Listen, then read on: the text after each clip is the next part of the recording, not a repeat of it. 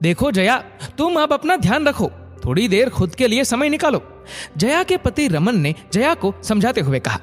जया सुबह जब से उठती तब से लेकर रात तक कुछ न कुछ काम निपटाती रहती। बस दिन में खाने के बाद 1-1.5 घंटे होते जो उसके अपने होते। कभी कभी ये वक्त भी काम में निकल जाता। जया की शादी को 20 वर्ष हो चुके थे। दोनों बच्चे भी बड़े हो गए। जिम्मेदारियां निभाते हुए उम्र के साथ उसके शरीर को कई बीमारियों ने जकड़ लिया था। सर्दी के दिनों में मुश्किल से धूप में बैठ पाती। जब तक वो काम निपटाकर खाली होती, उसकी छत से धूप जा चुकी होती और उसे हड्डियों में कमजोरी के कारण डॉक्टर ने सख्त हिदायत देते हुए कहा था, आपको हर हाल में आधे घंटे तो धूप में बैठना ही है। यही विटामिन डी का सबसे बड़ा स्रोत है, जिससे आपकी हड्डियों की तकलीफ दूर हो सकती है। जया भी हामी भरकर आ गई डॉक्टर के सामने, मगर घर में वही दिनचर्या चलने लगी। किसी को उसकी तकलीफ से कोई मतलब नहीं था। जबकि उसकी सास सविता जी के पूछने पर रमन ने उन्हें बताया भी कि डॉक्टर ने जया को कहा है धूप में जरूर बैठे। सविता जी जैसे सुनकर भी अनजान बन जाती और ये हमेशा होता था। जया की तबीयत खराब हो तो उसे नजरअंदाज कर दिया जाता। ऐसे में जया की समस्या दिनों दिन बढ़ती जा रही थी। वो जैसे तैसे काम निपटाती और अगर रमन मदद करता तो सविता जी उसके साथ जया को भी ताने देती। जया सब कुछ चुपचाप सुन लेती और किसी तरह काम करती रहती।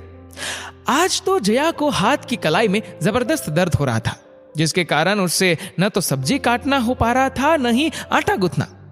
जया की तकलीफ समझकर रमन ने कहा, तुम मुझे बता दो, मैं पुलाव बना देता हूं, तुम थोड़ी देर धूप में बैठ जाओ जाकर। रमन के बहुत कहने पर जया धूप में बैठ गई और उसने अपनी बेटी रिया को पापा की मदद करने के लिए कह दिया। सरिता जी खाने का वक्त होने पर जब किचन में गई तो रमन और रिया को काम करते देख गुस्से में बोली, आज खाना नहीं बना क्या? तुम दोनों क्या कर रहे हो यहाँ? हाँ मम्मी, आज मैंने और रिया ने मिलकर पुलाव, सलाद और रायता बनाया है। चलिए सब लोग खाना खाते हैं, खाकर बताइए कैसा बना है। रमन ने कहा, क्यों, जया ने क्यों नहीं बनाया खाना? आज छुट्टी के दिन भी पूरा खाना नहीं बना। सविता जी बड़बड़ाई जा रही थी। जया को आज ज्यादा दर्द हो रहा है, इसलिए मैंने ही उसे कहा है कि वो धूप में बैठ जाए, खाना मैं बनाऊंगा। उसे तो बस बहाना चाहिए, रोज कुछ न कुछ दर्द होता ही रहता है। सविता जी रमन की बात बीच में ही काट कर बोली, ऐसी बात नहीं है मम्मी, वो तो अपना दर्द सहन करके भी काम करती रहती है, जबकि उसे डॉक्टर ने सख्ती से कहा है कि सब काम छोड़कर धूप में बैठे, पहले बहुत जरूरी है उसके लिए, फिर भी वो अपने लिए समय नहीं निकाल पाती। रमन बोला, बहू के नाते न सही, इंसान होने के नाते तो उसकी तकलीफ आपको समझनी चाहिए ना मम्मी।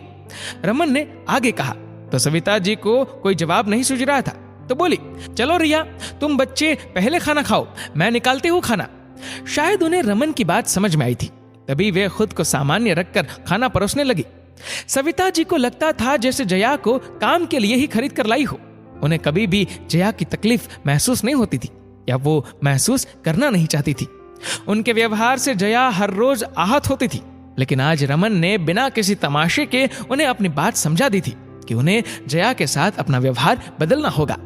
जया भी सब कुछ सुन चुकी थी। आज उसके मन में भी सुकून था कि उसका पति तो उसके साथ है।